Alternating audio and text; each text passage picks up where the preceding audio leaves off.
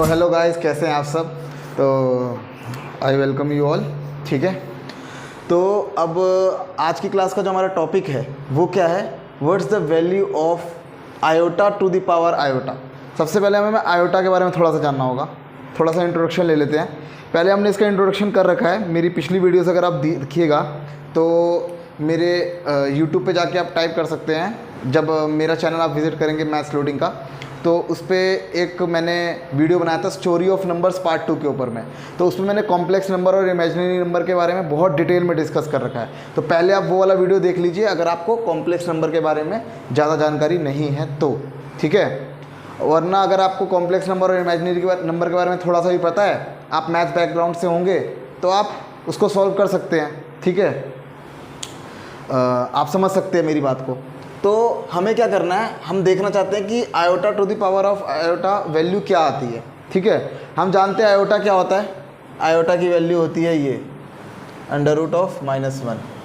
लेकिन आज हम देखना चाहते हैं कि अगर हम iota to the power of iota कर दें तो व्हाट इज़ द वैल्यू, इसकी वैल्यू क्या होगी। तो इसके लिए सोचने के लिए अभी हमें क्या कर सकते हैं, जब भी कभी एक्सपोनेंशियल वैल्यू होती है, कभी क्या होती है एक्सपोनेंशियल वैल्यू होती है, और वो भी क्या हो, वेरिएबल हो, ठीक है। और तो हम उसे कैसे निकालते हैं, उसे निकालने के लिए हम एक तरीका यूज़ करते हैं। उसे निकालने के लिए हम ln और e का यूज़ करते हैं। ln और e का क्यों यूज़ करते हैं, क्योंकि हम इसको कैसे लिख सकते हैं, हमारे पास इसको लिखने का, रिप्रेजेंट करने का एक और तरीका ये भी है, ln i to the i। इस वाली टर्म को हम ऐसे भी लिख सकते हैं। क्यों लिख सकते हैं, इसका भी रीज़न है, क्योंकि e और ln जो होता है ना, क्या en ln are inverse function, ठीक है। इसके लिए थोड़ा सा आपको फंक्शन के बारे में नॉलेज होना चाहिए। फंक्शन के बारे में मैं पहले भी काफ़ी डिस्कस कर चुका हूँ। e और ln जो होते हैं ना, इनवर्स फंक्शन होते हैं। कहाँ पर, एप्रोप्रिएट डोमेन में।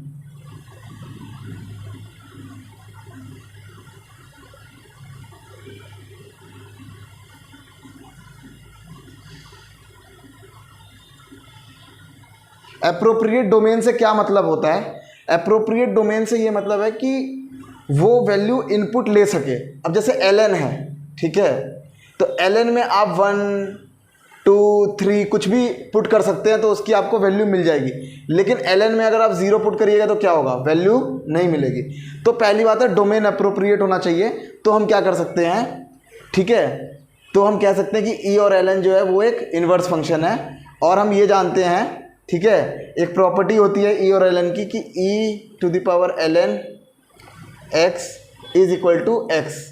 तो इस वाली प्रॉपर्टी का यूज़ करके मैंने क्या लिखा है, ये लिखा है। तो यहाँ पे मान लो x था, इसको x से रिप्लेस कर सकते हो। तो x को हमने कैसे लिख दिया, e to the power of ln e to the base e to the ln x, base e to the ln x, और यहाँ पे क्या लिखा, base e to the ln iota to the power iota, ठीक है। तो इस property का यूज़ करके ये लिखा। अब ऐसा क्यों लिखा, इसको हमने ऐसा क्यों लिखा, कोई रीज़न होना चाहिए ना, बिना बात के तो ऐसे लिख नहीं सकते। ऐसा इसलिए लिखा क्योंकि लॉग की एक और प्रॉपर्टी होती है कि लॉग अगर x to the power n हो, ठीक है, तो उसे हम n ln x लिख सकते हैं। ये वाला आप जानते हैं।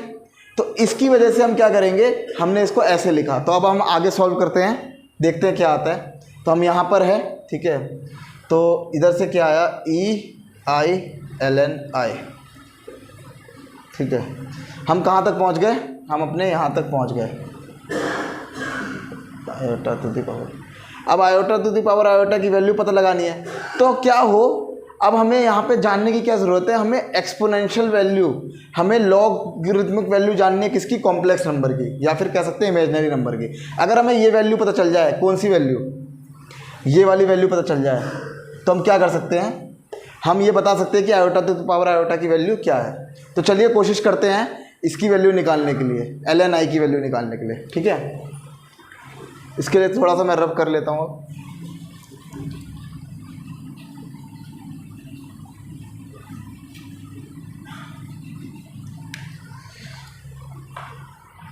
अब ln i की वैल्यू निकालनी है, ठीक है, लॉगरिथमिक वैल्यू किसकी निकालनी है, कॉम्प्लेक्स नंबर की। तो सबसे पहले हमें ये पता होना चाहिए ना कि कॉम्प्लेक्स नंबर को रिप्रेजेंट कैसे करते हैं। तो कॉम्प्लेक्स नंबर को कैसे रिप्रेजेंट करते हैं, z equal to a plus i b, ऐसे करके रिप्रेजेंट करते हैं, ठीक है,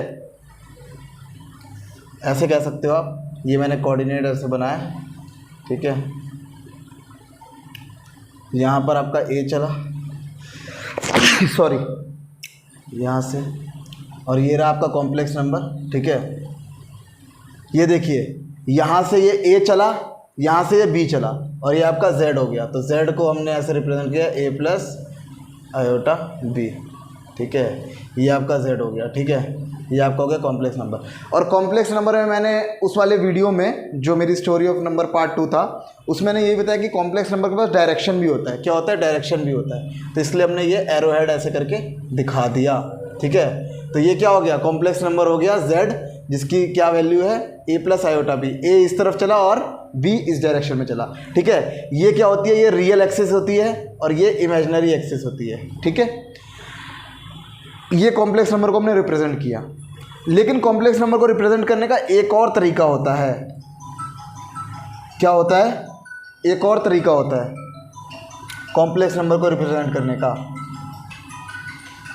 कॉम्प्लेक्स नंबर को हम कैसे रिप्रेजेंट कर सकते हैं, पोलर कोऑर्डिनेट के फॉर्म में। किसके फॉर्म में, पोलर कोऑर्डिनेट्स के फॉर्म में।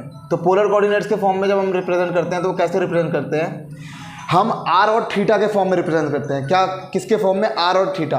r क्या होता है, ओरिजिन से डिस्टेंस। कॉम्प्लेक्स नंबर जो हमारा है, मतलब जो z है, ठीक है, ये हमारा कॉम्प्लेक्स नंबर है, इसका ओरिजिन से क्या डिस्टेंस होगा, तो उसको हम क्या मानते हैं, r मानते हैं, ठीक है। और मैंने क्या बोला, कॉम्प्लेक्स नंबर को हम पोलर कोऑर्डिनेट्स के फॉर्म में कैसे रिप्रेजेंट करते हैं, r और थीटा के फॉर्म में। और उस कॉम्प्लेक्स नंबर ने कितना एंगल बना रखा है आपके x एक्सिस से, या फिर कह सकते हो आप रियल एक्सिस से, ठीक है। तो वो थीटा बना रखा है मान लो, ठीक है। और आपका अब आपको क्या करना है, उसके पोलर कोऑर्डिनेट्स लिखने हैं, मतलब a की वैल्यू लिखनी है और b की वैल्यू लिखनी है। तो यहाँ पर क्या हो जाएगा, ठीक है, ये वाला जो आपका कोऑर्डिनेट है, x कोऑर्डिनेट, वो हो जाएगा r cos थीटा, ठीक है। कैसे हुआ, आपने ट्रायंगल ड्रॉ कर लिया। तो ट्रायंगल ड्रॉ कर लिया तो आप जानते हैं ना, ट्रायंगल में क्या होता है, ये वाली साइड जो होती है वो r cos थीटा, और परपेंडिकुलर वाली जो होती है, एंगल के अपोजिट वाली साइड कौन सी होती है, एंगल के अपोजिट वाली साइड होती है परपेंडिकुलर, क्योंकि ये राइट ट्रायंगल है। तो ये वाली साइड क्या हो गई, r sin थीटा। ऐसे फिजिक्स में भी लेते हैं ना कि एक वेक्टर रहता है, क्या रहता है, एक वेक्टर रहता है, वो x एक्सिस से थीटा एंगल बना रहा होता है। तो उसका x वाला कंपोनेंट क्या होता है, जो भी मान लो वो वेक्टर की वैल्यू है, मान लो वेक्टर की वैल्यू r है, तो वो r cos थीटा हो जाता है, और परपेंडिकुलर वाला कंपोनेंट क्या हो जाता है, r sin थीटा। हम ऐसे लिख सकते हैं, लिख सकते हैं कि नहीं लिख सकते हैं, इतना आपको समझ में आ गया। तो ये देखिए, a की जगह अब क्या हो गया, a की जगह हो गया r cos थीटा, और b की जगह हो गया r sin थीटा। ये हमने पोलर कोऑर्डिनेट्स में लिख लिया। तो a की वैल्यू लिखी r cos theta, plus b की वैल्यू हमने लिखी r sin थीटा, ठीक है। अब हम क्या करते हैं, हमें थोड़ा सा रब करना पड़ेगा, इसको याद रखिए बस। अब हम इसको रब कर सकते हैं, आप लोग देख सकते हैं, इसका स्क्रीनशॉट ले लीजिए, ठीक है।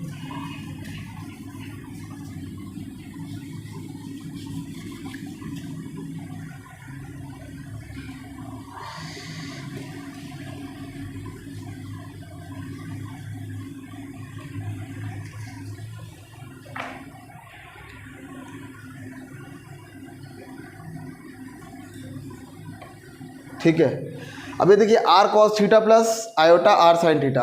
तो इसमें से हम क्या कर सकते हैं, r कॉमन ले सकते हैं। ये देखिए r को कॉमन लिया तो क्या आया, cos theta plus iota sin theta, ठीक है ना। और ये z की वैल्यू चल रही है। अब cos theta plus iota sin theta क्या होता है, e to the power iota theta, Euler's formula, e to the power iota theta equal to cos theta plus iota sin theta. Okay, इतना आपको पता होना चाहिए। अब यहाँ पे क्या है, z है। हमें एक्चुअली में निकालना क्या था, लॉगरिथमिक निकालना था, किसका, कॉम्प्लेक्स नंबर का, है ना। हमें लास्ट में क्या करना था, यहाँ पे हम इसके बाद ये स्टेप पे आए थे ई और एल एन, है ना, तो एल एन आए और आए एल एन आए, है ना। यहाँ पे मैंने ये स्टेप से लिखा, आई को इधर आके लेके आया, ये मिटा दिया था मैंने इस वजह से। हमें एक्चुअली में क्या निकालना था, हमने बोला था कि एल एन आई हमें मिल जाए, क्या मिल जाए, ये एल एन आई मिल जाए तो हम जो है इसकी iota to the power iota की वैल्यू निकाल सकते हैं। क्या कर सकते हैं, निकाल सकते हैं। आयोटा टू द पावर को हमने ऐसे लिखा, फिर इसको रिजॉल्व करके ऐसे लिखा। एल एन आई मिल जाए तो हम क्या करेंगे, यहाँ पुट करेंगे एल एन आई की वैल्यू और हमें क्या मिल जाएगी, iota to the power iota की वैल्यू मिल जाएगी। तो अब जैसे देखिए ऐसे है तो हम क्या करते हैं, लॉग ले लेते हैं। लॉग ले लें क्या, ठीक है, नीचे वाला मैं मिटा देता हूँ ताकि करने में हमें क्या हो, आसानी हो। ठीक है, लॉग ले लिया तो लॉग एल एन आर, ठीक है। यहाँ पर भी एक फॉर्मूला होता है, क्या होता है, यहाँ पर भी एक फॉर्मूला होता है। वो क्या होता है कि L N A into B जो होता है, L N of A plus L N of B. देखिए इस वीडियो में क्या हो रहा है ना, आपका लॉगरिथमिक भी क्लियर हो रहा है, एक्सपोनेंशियल भी क्लियर हो रहा है, और आपको एक मैं कॉम्प्लेक्स नंबर का भी टॉपिक बता रहा हूँ। तो ये तीन टॉपिक आपको एक साथ सॉल्व करने में मिल रहे हैं, देखने को मिल रहे हैं। आप 12th क्लास के जो बोर्ड स्टूडेंट है वो इसको अच्छे से देखिएगा। अब देखिए क्या हुआ, इसको हम ए इंटू बी इसके फॉर्म से रिजॉल्व करेंगे तो क्या आएगा, L N R plus L N of E to the power of iota theta. Simple, ठीक है।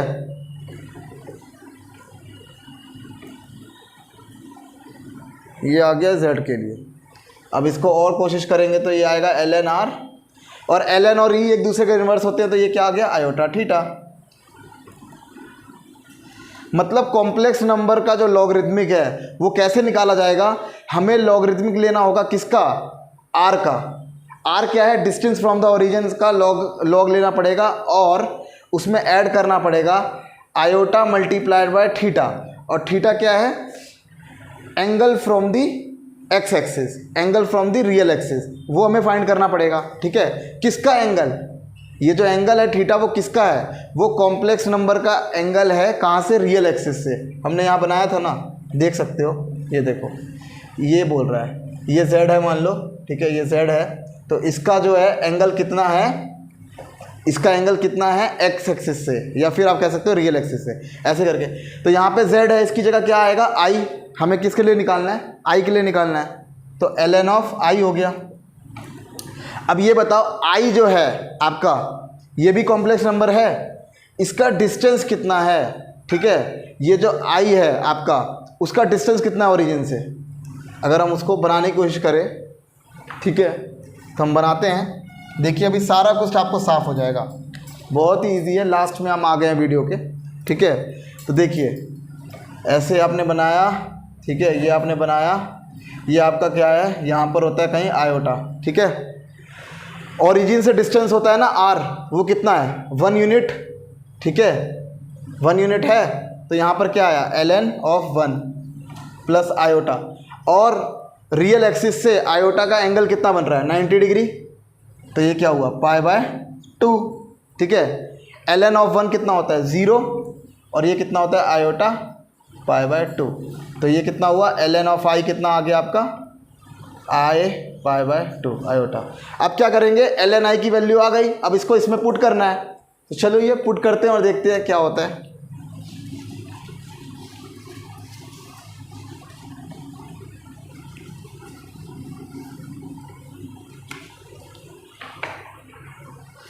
थोड़ा अच्छे से लिख लेते हैं, इसकी वैल्यू है ये, ठीक है। अब एल एन आई की वैल्यू पुट करनी है, किसकी पुट करनी है, एल एन आई की। तो करते हैं, ई की पावर आई, और एल एन आई की वैल्यू आई थी अभी हमारे पास, iota pi by 2, L N I की वैल्यू। ये एल एन आई की वैल्यू हमने पुट करी, वो क्या है, iota multiply by pi by 2। अब आयोटा इंटू आयोटा क्या होता है, आयोटा स्क्वायर, और ये हो गया पाई बाय 2। आयोटा स्क्वायर कितना होता है, -1 होता है, तो माइनस पाई बाय 2। इसको आप कैसे लिख सकते हो, 1/e to the power pi by 2। जब इसको आप सॉल्व करोगे, ठीक है, इसकी वैल्यू कैलकुलेटर में रखोगे, ठीक है, तो इसकी वैल्यू क्या आ जाएगी, 0.207879, इसके आगे भी कुछ आएगी। तो आपने देखा हमने क्या किया, कॉम्प्लेक्स नंबर की वैल्यू क्या होती है, रियल नहीं होती है, लेकिन जब हमने कॉम्प्लेक्स नंबर का एक्सपोनेंट ले लिया तो वो क्या हुआ, एक रियल वैल्यू आ गई। तो ये तो आपकी वैल्यू आ गई। अब आपने कहा था कि थीटा आपका क्या है, π/2 है, लेकिन ज़रूरी नहीं है ना कि आयोटा जो है वो सिर्फ π/2 हो। अगर मान लो वो 2π और घूम के आएगा तो भी वो आयोटा पे पहुंच गया है ना, तो क्या एंगल हो जाएगा, तब हो जाएगा 5π/2। फिर ऐसा वो क्या कर सकता है, इन्फिनाइटली मैनी टाइम्स कर सकता है। तो हम क्या कहते हैं, हम अगर डोमेन को रेस्ट्रिक्ट कर दे, क्या कर दे, डोमेन को रेस्ट्रिक्ट कर दे, ठीक है, क्वेश्चन में अगर दिया हो तो अगर कहा रखा हो कि इसकी क्या वैल्यूज़ हो सकती है, रियल में इसका आंसर क्या होगा, रियल में इसका आंसर होगा कि इसकी इन्फिनाइटली मैनी वैल्यूज़ हो सकती है। लेकिन अगर इसका आपको क्वेश्चन में डोमेन रेस्ट्रिक्ट करके दे दिया, डोमेन कह दिया कि -π से लेके ना पाई तक है,